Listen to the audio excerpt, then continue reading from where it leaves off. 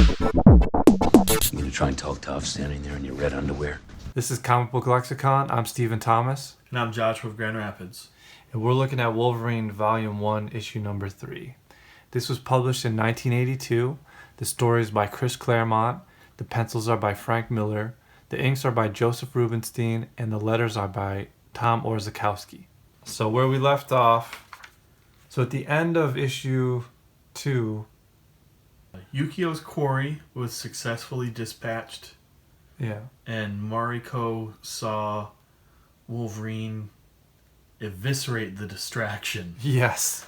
And decided, my dad might be right. This guy's kind of an animal. So she walks away, and now Yukio and Wolverine are together, and they're in the... She was supposed to kill him. Supposed to kill him, but she doesn't. And for some reason, they thought they wanted to like do a little reset, so we're not like continuous action. Well, this is Jim Shooter, so every issue is somebody's first issue, right? They have to like establish who Wolverine is. So Wolverine's fighting this sumo wrestler in a bar. Everybody needs to look at this and remember everything in this frame, how this guy's twice Wolverine's size, because when we turn the page, it's going to matter a lot. Yeah. Sorry to interrupt. So, the sumo wrestler's on his back. He scoops him up over his head. Probably a 500-pound sumo wrestler. Yeah, this guy's at least 400 pounds. And not only does he pick him up over his head, but he does some kind of what looks like a jumping dance. Yeah, I'm not going to use your weight to flip you over me. Yeah. I'm going to transcend your weight and use the super strength I don't have to lift you over my head and do a jig. The whole beginning of this issue kind of sucks, but to be honest, the coolest thing about it is the back of, we talked about this before, this all looks very like John Buscema, like ultimate, like great cartooning, like just like, I don't know, really loose. So he throws the sumo wrestlers through the window, and outside is his friend Asano, who works for the Japanese government. And Asano's trying to get Wolverine to come and help him with something. Yeah, because basically Shinjin, Mariko's dad, is getting increasingly in bed with the Hand and kind of taking his empire to the next level and becoming this giant crime conglomerate with everybody. Yeah, he's consolidating power and stuff like that. So Asano, thank you for using the word I was looking for. I didn't want to cut you off. So Asano's trying to get him. Wolverine's all drunk and he's with Yukio and he's like, nah, leave me alone. Whatever. So he goes off with Yukio.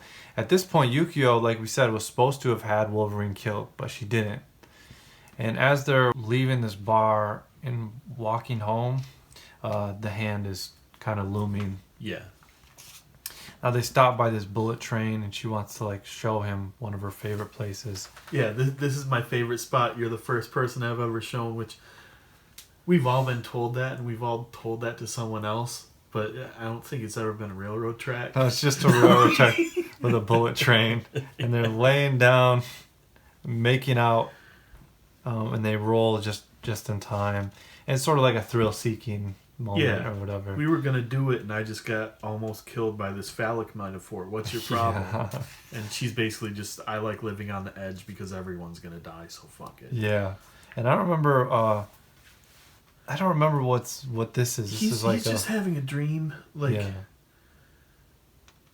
Oh, he's all drunk and passed out. Yeah, they both got drunk, and somehow he passed out, even though he's the one with the healing factor. And while he's passed out drunk, he has this dream that's basically Throne of Blood without all the Shakespearean Macbeth stuff. Oh shit! Oh shit! He's storming this palace, and he gets shot up with a bunch of arrows, and the last arrow is delivered by Mariko, who's like, you're not worthy of me. You're not even human. Yeah. And there's Shinjin right there. Yeah. And then when he comes to, he doesn't come to, she saves him. The Hand is looming, and she is able to kill or beat up all the assassins. But she gives a very Wolverine line about it too. Like, something like there's 5 of them and 1 of me type thing. She's even got like 3 little blades sticking out.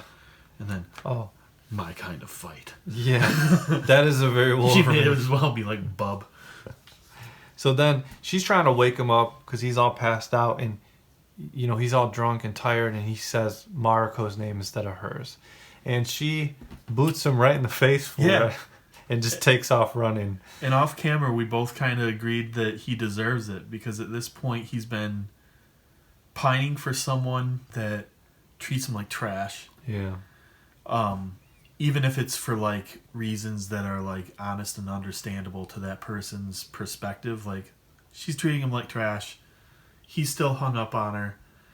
This person will claim loyalty and fealty to her father even at the expense of herself. Meanwhile, Yukio is only honoring herself and her feelings for Wolverine. Like she'll dishonor her boss as long as she gets what she wants. Yeah, and she's putting her life at risk by betraying her boss. Yes. And we'll find out more about that in the next page. But and they're very much cut from the same cloth, and the best she can get out of him is when she's shaking him awake. He's like, "Oh, babe, Mariko?" Kick him in the face. And then she just boots him in the face and walks off. So it's funny. So she goes back to his hotel, or his hotel, and she realizes that he's in love with Mariko, and now she has betrayed her boss, and there's a hit out for her after the hand came for her and Wolverine. So she's prepared to basically die or to go to war with Shinjin and his people. Right. Now, as she's preparing, and she's already paranoid, someone is coming into the hotel room. Yeah. And the way they're turning the knob is apparently too pensive to be Wolverine because it's his hotel room, so he just would walk in. So she knows it's not him because they're testing the knob or whatever. Yep. And then she sees the barrel of the gun, and then it cuts away to Wolverine upset that he just woke up in an alley and was booted in the face. Yeah. And he walks in. He enters the room, doesn't he? Kind of look like he's taking a piss. Yes, it looks like he's. It looks like he's just peeing in the corner. Yes, yeah. This is very cartoonish. He's like stomping through the hotel. That's the Mark Silvestri Wolverine watch. Yeah. Like if Wolverine is crossing a panel, that's how he does it. Yeah. And he realizes something's wrong as he's opening the door, and then he sees Asano, his friend, killed. With one of Yukio's blades in his neck. And she... We didn't mention it earlier, but when they were together in his hotel room, sniffed one of her blades, and he's like... Because he said something to her, and she, like, jokingly tried to kill him, but only because she knew that he could stop her. Oh, yeah. So it's like, if you were anyone else, you would be dead because I was coming at you for real. Yeah. And then he smells the blade and he's like, something about this blade smells familiar. And now he remembers that familiar smell on the blade is from in issue 1 when he was hit by all those shurikens before the battle with Shinjin. Yeah. Those shurikens were poisoned or drugged or whatever. So he recognized that smell as being the same poison that was on the shurikens. Right. And she's like, Logan, and she was like surprised. 'Cause she didn't know she was about to kill his friend. It was just someone who was breaking into the hotel or whatever. And he says, "You better kill me now, Yukio. You won't get a second chance." And she freaks out and runs. Because that broke her heart. Yeah. And does an awesome somersault through the window. And he follows her. And you're talking about how this reminds you of... The way Liefeld draws Wolverine. Yeah. Yeah, now you see him doing the blacked out eyes and things like that. Yeah, I could see that because, like you said before, he loves Frank Miller. I mean, I think all those guys from Image really looked up to him in a way. And yeah, there's a specific group that all those guys look up to, but like Liefeld has that podcast, Observations, And if you listen to it, he talks about Miller a lot. Really? Okay. Yeah. Well, even that issue of Shadowhawk that he inked himself, I felt like he was trying to do like a Sin City or Deathblow kind of Yeah. vibe or whatever. So, we talked about this is cool. Just all the, I guess it was not Orzakowski. Who did the colors on this? I don't remember. Did we even say the colorist? No, we're trash. Oh, we suck. We've just been saying the 4. There's actually 5. Is it Ween or?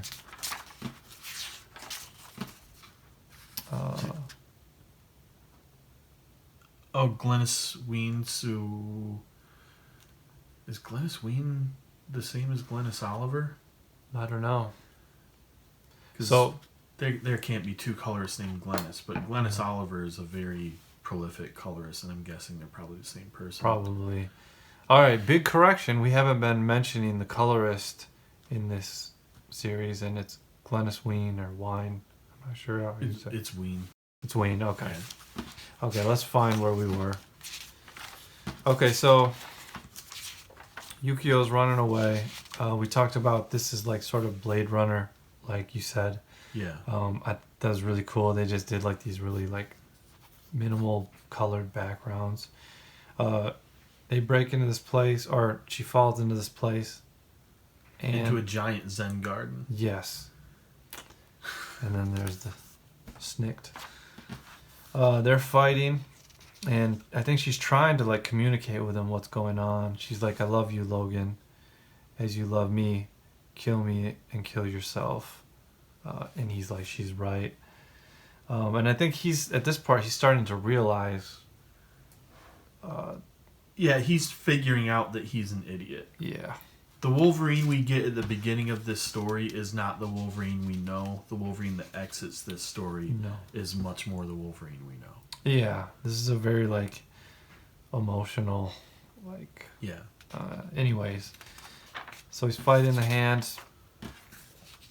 and then at the end of this part, he's done fighting the hand, and I think he, like you said, we realize that he realizes Yukio was not his enemy, but also he's talking about he's gonna attack Shinjin or whatever. Yeah, Shinjin sent the hand to kill Yukio, and I don't think Shinjin even necessarily expected them to be together.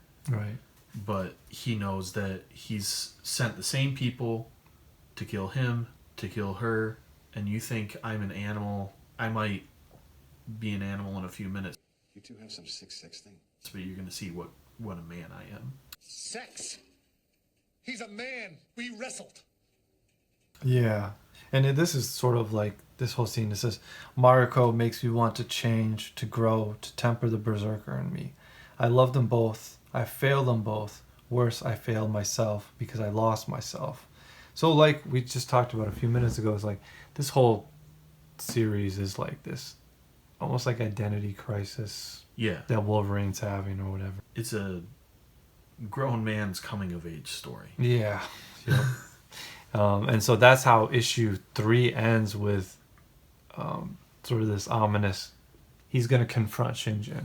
Yeah. Is what we gather from the end of this. So that is Wolverine. It's volume 1, issue number 3.